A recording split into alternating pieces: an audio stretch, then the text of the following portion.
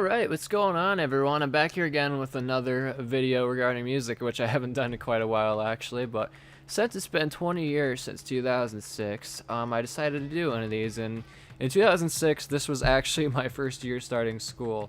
So, of course I was around during this time. I was really young though, but I was around during this time, and there was a lot of music during around this time that I was getting into, because this was around the time I was actually first getting into music and everything, and there was a lot of music on like MTV and Fuse and everything, and that was where I had gotten a lot of the music I'm into now from, and a lot of this music I got into later on, like years after it got released and everything. But I decided to do a video dedicated to 2006 music that I found interesting, albums that I found interesting and everything. So, and 2006 honestly I think was a pretty good year for music. I wouldn't say it was my #1 favorite year for music, but it was a great year for music. I think there was a lot of great bands in rock, in particular alternative, during this time that were getting notoriety, and there was just so many of them. I mean, I'll name them right here and everything, but there was just so many bands putting out great records during this time in the alternative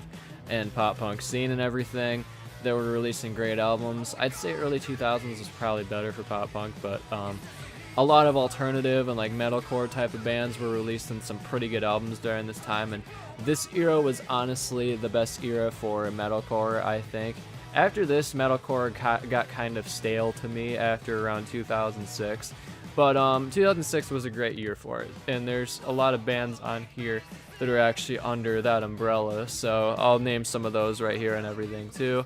And there's a lot of pop punk on here that I enjoyed during that year. So, and the first one I'm going to be mentioning here is Lights and Sounds by Yellowcard. Now this one came out in 2006, and this one was kind of different sound compared to their previous album Ocean Avenue, which was their most known one. Although there were a few songs on this record that were quite known as well, like Lights and Sounds and Rough Landing Holly. Those got some attention and everything. And this one was kind of a more matured sound from their last record, and it was kind of interesting that they did this very quick too, because the way they did this, it reminds me of how Blink-182 did their alternative rock album in 2003, where they kind of changed up their sound a bit from the previous pop punk sound they had. They kind of, you know, they kept some of the pop punk roots in it with songs like Rough Landing Holly and everything, but this album kind of has a more mature sound to it, like including with the songwriting too.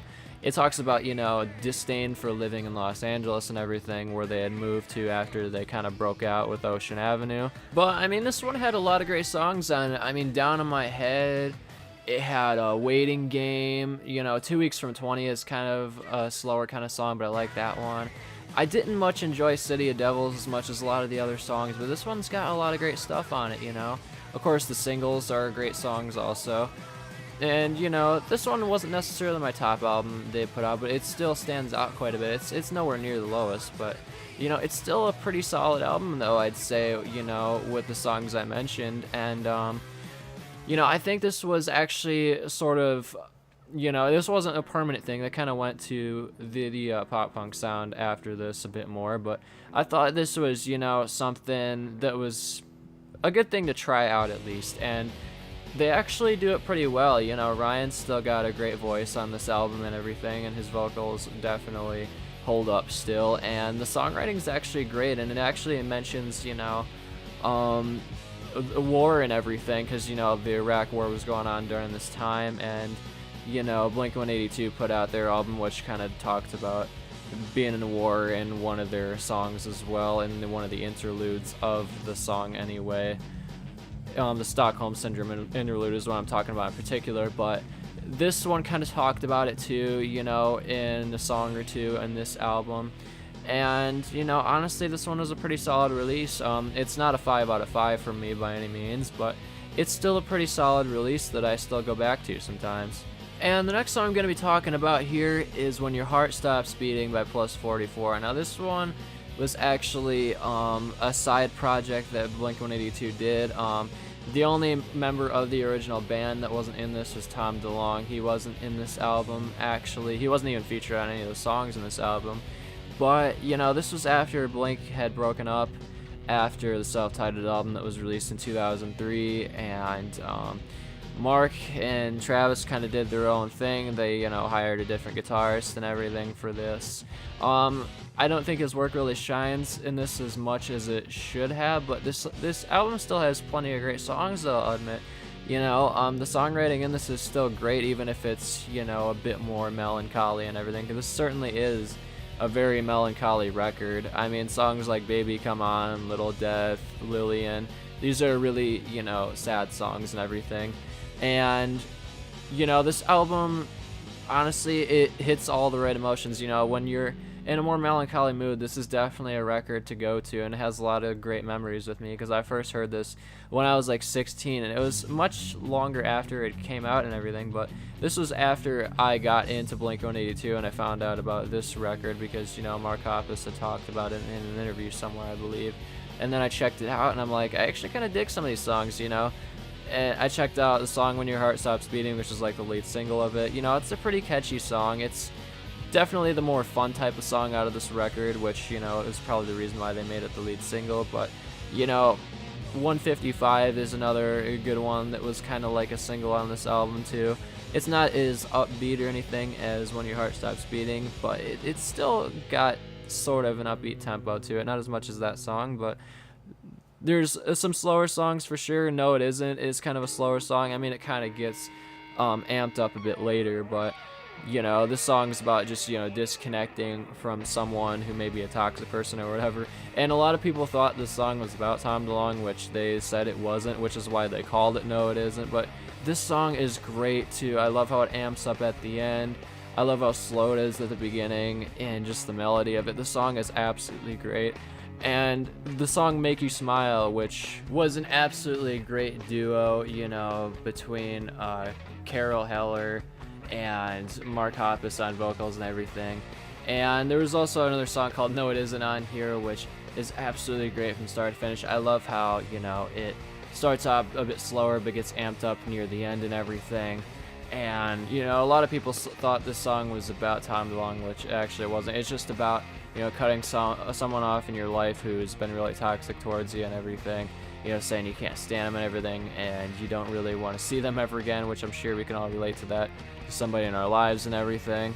And the song Chapter 13, which is such a sad song, but it's such a great ending to this album, though, even though it's such a sad song about, just two people who just can't get along, keep on fighting and everything, and are struggling to keep it together, and are realizing this isn't really making us any better.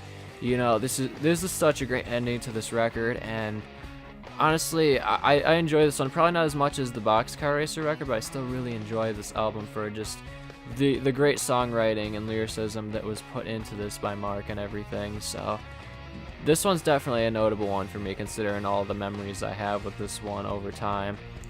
And this is one probably a lot of you were waiting for, one of the most notable albums of 2006, The Black Parade by My Chemical Romance. Now this one is definitely probably the most popular emo record that's ever been put out. And I can definitely get why, especially with the song Welcome to the Black Parade. I mean, that's basically the #1 emo anthem of all time. And they actually spent a lot of time on this song, too. And, it was one that they struggled with writing and performing and recording in the studio for the longest time, but they figured this record was the perfect one to put it on, considering this, was a concept album, and this was one that definitely fits the concept album feel, I feel like, more than almost any song I've ever heard. And I mean, this one was a total commercial success with songs like that too, and Teenagers, which a lot of people know, but there's so many great songs in this album, like Disenchanted. I absolutely love that song. That's definitely one of my favorite My Chemical Romance songs of all time. This Is How I Disappear is another great one. Famous Last Words, of course, I absolutely love. This album definitely stood out to me, and, Three Cheers for Sweet Revenge was great too. Three Cheers for Sweet Revenge was like when they really discovered their true sound that they were the best at, but, after this they wanted to create an album that really just stood with people for generations and generations, and this was definitely it, and they did it very well. And as sad of a record as this could be, it still had those anthems in it, like Teenagers and Welcome to the Black Parade and everything. even if it had songs like Cancer and Mama and, you know, Disenchanted and everything. You know, these were kind of sadder songs. With Disenchanted, maybe not so much, but I mean, it was more of a call out to people who kind of really sold out for the worst in the music industry. But I mean, it's got a melancholy kind of feel to it still, you know. But you know, at this point, along with during when they were doing 3 Cheers for Sweet Revenge, you know, My Chemical Romance was at their absolute peak, and they're actually coming back this year, I believe, to do a 20th anniversary of this album, so definitely check that out. And the next one I'm going to be talking about here is another sort of emo type one, post-hardcore, metalcore type of album here, but this band really had their kind of own unique sound, I'd say, rather, but it was Don't You Fake It by the Red Jumpsuit Apparatus. Now, this band I really haven't taken much of a deeper dive in aside from this album, but I really enjoy this album, you know. When I first heard it, like when I was around 7 years old, this one I actually heard way back because they were playing a lot of these videos, like, you know, Face Down, of course, and Your Guardian Angel on MTV and Fuse, which is how I actually first discovered these guys, was through there. And I listened to this whole album, and I'm like, you know, these guys actually do have great sound, you know, the singer's got a great voice and everything. And I still really enjoy the song Your Guardian Angel and everything. It's definitely a really solid ballad song. It's definitely a really emotional one, but in all the right ways. And my favorite type of ballad songs are by bands like this and a lot of pop punk bands, honestly, because the emotional feel just, you know, in bands like that, the way they do it is, I think, it fits for me more than like any other genre, and bands like this do it very well. And Your Guardian Angel is an absolute, like, 10 out of 10 song. But this one's got like all the right hooks in it, and the band kind of changed up their sound a little bit after this record, but during this time, you know, they kind of had a great sound going. And you know, this sort of reminds me like of All American Rejects, but like a more like metalcore type of post-hardcore type of sound, you know, kind of a bit heavier than that, you know, not totally heavy, but you know what I mean, like just slightly more edgy than All American Rejects. And the song Face Down is also in an MX vs. ATV game that I played as a kid as well. And you know, of course, I first heard Face Down on Fuse and everything, but then I got this MX vs. ATV game that had the song in it, and I'm like, this is so cool, man. Like, it was Untamed, actually, is what had it in it, which I think came out at least a year or two maybe after the song released. And I'm like, this is so cool, man. You know, one of the bands I remember watching on MTV and Fuse and everything is in this game. And you know, this album was great, honestly, and it's definitely a really notable one. And the next one here is another really notable emo album. It's Dying Is Your Latest Fashion by Escape the Fate. Now, this one definitely was a really notable one in the emo scene, like I said, sort of like, you know, how the Black Parade was, except it wasn't like a concept album. But I mean, the song Situations was everywhere. Even songs like Not Enough for Truth and Cliche was everywhere too. There was a video for this one that was all over MTV and Fuse and everything during this time. And this album definitely, it's an emotional record for sure. I mean, songs like Situations are definitely more, you know, upbeat, not quite celebratory kind of song, but just, you know, a good time kind of song, you know. And Not Enough for Truth and Cliche is a bit more of a darker one, but you know, of course, the lead single is probably going to be a more like, you know, celebratory type of one, you know, anthemic type of song, which Situations definitely was. But I mean, songs like Reverse This Curse, you know, I absolutely love that song. And of course, you know, The Day I Left the Womb, you know, this is a slower song. It's like an acoustic song, but man, it's got such a real feel to it. You can definitely tell, you know, Ronnie was really, you know, hitting it home with this one of where he came from and everything, and he did it very well on that song. And of course, after this, you know, Ronnie went to jail and everything for, you know, some things he was kind of associated with. He wasn't necessarily the one who, I guess you could say, pulled the trigger, so to speak. But, you know, he was associated with this, which is why he went behind bars for a bit. And, you know, the rest of Escape the Fate kind of replaced him with a new singer and everything, which there was a bit of drama with that for a while. But, you know, it's all sorted out and everything, and they're all cool now, which is good to see. You know, Ronnie moved on to Falling in Reverse afterwards, but you know, I think he did very well while he was in Escape the Fate, and sure, it's a lot different than the stuff they released later on. It feels like a totally different band after this album, considering, you know, Ronnie wasn't in the band anymore. But I do like this album, of course, and it's still one I go back on for, you know, just looking back on, you know, emo classics. And this one's definitely one I go to a lot, along with the Black Parade as well, and, you know, of course, Don't You Fake It by the Red Jumpsuit Apparatus. And, you know, I probably like this one almost as much as the Drug in Me Is You that Falling in Reverse put out. I might like that one a little more, actually. But I do really like this record as well. It's some of Ronnie's best work, I think, along with The Drug in Me Is You. And I definitely recommend giving this album a full listen, you know, if you're into, you know, the more emo, alternative rock, metalcore type of music.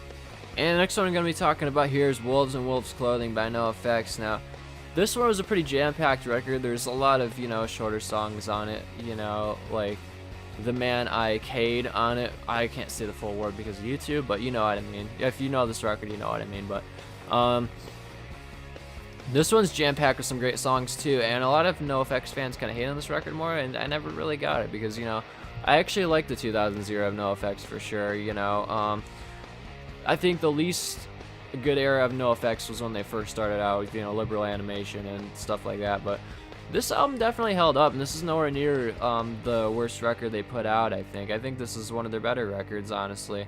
And honestly, I probably enjoy this one more than The War on Errorism. I know it's crazy to say, but like, I actually enjoy this more than The War on Errorism, even though The War on Errorism is a bit more popular, it was more commercially successful and everything. But I enjoy this one more. I mean, it's got 60% on it. It's got Leaving Jesus Land. We March the Beat to a Different Drum. There's just a lot of great ones on here. You know, Wolves in Wolves Clothing, the song is great. Even You Will Lose Faith. There's just so many great songs on here. And of course, there was some, you know, political discourse, you know, within this album too. You know, of course, with songs like Leaving Jesus Land. That one's really just, you know, kind of blatant, more political type of song, but it's a great song though. And they even dedicated a song to rockers who passed and everything too soon, like Doornails. They dedicated that to people like Bradley Nowell, who kind of passed too soon, who were just absolutely great songwriters and absolutely great performers, and I definitely respect them for putting that one out. And honestly, I think this record deserves more praise than what it gets, you know, because a lot of people hate on this one, and I'm like, I don't really know why, because I mean, I think the guitar work in this is like better than The War on Errorism. I think there's more notable guitar riffs in this album, and, you know, more notable melodies and everything compared to that record. Even though I still enjoy The War on Errorism, I still go back on it. It's not a record I necessarily totally dislike, but, you know, it's not really my top NoFX record. I do enjoy the 2000s era of NoFX. The War on Errorism I'd still choose to listen to any day over Liberal Animation, but it's still a pretty solid record, and this one is even more solid, honestly. This one is a straight 4 out of 5 for me, which I know is a bit high, on average, you know, compared to how a lot of other people rate this one, but this one is pretty solid. And, you know, this was, I think, at least the second or third NoFX album I listened to. I had first heard Punk and Drublick. That was the first album I heard, and then I believe it was either this one or The War on Errorism is the one I heard afterwards, because, you know, I was kind of one of the later fans of it, you know, because I got into them a bit later on and everything. But this is either the second or third album that I listened to by them, which is maybe the reason why I like it a little more, but there's a lot I appreciate about this album. And the next one I'm going to be talking about here is my favorite Angels and Airwaves record, We Don't Need to Whisper, their debut. Now, it used to be I Empire that was my favorite, but this one I actually enjoy even more, considering, like, the melodies are just absolutely top-notch on this album. I mean, Valkyrie Missile, Do It For Me Now, the lead single, The Adventure, A Little's Enough. I mean, just so many great songs in this album. And I really enjoy the guitar work on The War, even though some people say, you know, it's kind of too long and everything. It's kind of stretched out a bit too long. Maybe so, a little bit, but that's like the only complaint I'd really say I have about the song. You know, the song is absolutely solid. It's got a great chorus. You know, the groove to it is absolutely great. And you even got the more sad kind of song, It Hurts, which, you know, of course is kind of blatant what it's about and everything. It's about somebody who cheats on you and everything. But still, this song's melodies are absolutely top-notch and really showcase what great of a songwriter Tom DeLonge is. And he's one of my favorite songwriters of all time. and records like this are definitely why. I listen to this album quite a bit, you know, on car rides on my way home at night. If I'm, you know, driving a long distance, I'm like, I'm putting this album on. This is the perfect album to put on, you know, a more like a feel-good type of, you know, not really mellow type, but just, you know, celebratory of just living a good life and everything, because I've had a pretty good life recently, so this is one I've definitely put on a bit more, you know, on car rides on my way home long distance and everything. And I think Angels and Airwaves, a lot more people should look into, like, deeper into their discography a bit more, because, I mean, I still hear The Adventure when I go to the mall and everything. Like, when I'm at Hot Topic or something, I'll hear The Adventure, but, you know, I really enjoy this record, man. Like, this record is a solid 10 out of 10 for me, easily. I can listen to it start to finish with no skips. There's not a single bad song on this album. Even Distraction, which is, like, my least favorite song on the album, you know, but, it still holds up, you know. I still like the melody to it, even though it's not like necessarily my favorite song in the album, and it's like at the bottom for me, but you know, I still appreciate the song for its melody and everything. But there's not a single bad song on this record at all, and I definitely recommend checking this one out. And the next one I'm going to be talking about here is 3 Day Grace's breakthrough album 1X. Now this one was everywhere when I was a kid. You know, you couldn't go anywhere without hearing at least half this record on the radio, like half the songs on here. I mean, Pain, Animal I Have Become, Never Too Late, even Riot, you know, which I really enjoy Riot, by the way. I think it's a really good, like, upbeat, tight kind of song, you know, which I really enjoy about it. I really enjoy the tightness of that song, but this album's got some more emotional type of ones too. I really enjoy Never Too Late. You know, there's been times where I came up from a bad time in my life where I put this song on and I'm like, maybe, you know, life's not so bad, you know, maybe life is still worth living and everything, and there's a lot still to live for, and that song really, you know, it hits hard during those times. But, you know, this is a great record for people who are, you know, just overcoming pain and everything. It's a great record for people, you know, that have, you know, inner struggles and everything, and are, you know, just getting through it and everything, or just learning how to figure out how to deal with it anyway. And I definitely recommend this one for those people. And, you know, a lot of people have heard a lot of songs on this record, but I recommend listening to it start to finish to, you know, really get the full feel of, you know, just the upcoming of going through a shit time in your life, you know, because this record's definitely one for it. And the last one here I'm going to be talking about is Seos and Self-Titled. Now, this band kind of disappeared off the face of the earth after this, you know, a couple of years later, but, you know, they put out a pretty solid album, you know. This album, you know, it not necessarily is my top album in the genre, but I still enjoy this album and definitely go back to it. There's plenty of songs I go back to on this one, like Some Sense of Security, you know, Voices, of course, the lead single, You're Not Alone. I look back on, you know, which this is the same reason why I listen to songs like Never Too Late by 3 Days Grace, you know, because it's like an upcoming of a shitty time, you know, where you're like, you know, maybe life's not so shitty. Like, you know, I was talking about with the song Never Too Late. And You're Not Alone, definitely, it has a really similar message to that song for sure. It's, you know, I wouldn't say it's as good as that song, but it's still pretty close to it, I'd say. But, you know, for like a post-hardcore, like emo type of band of this time, this band really wasn't bad. And, you know, it's kind of sad that they fell off the face of the earth a few years later, but, you know, I guess it's because the singer had lost his voice, I guess, after a couple of years. I don't know what all happened with that, but, you know, that's the reason why they disbanded and everything. They just didn't do much else. But for a band first starting out, this actually wasn't bad, you know.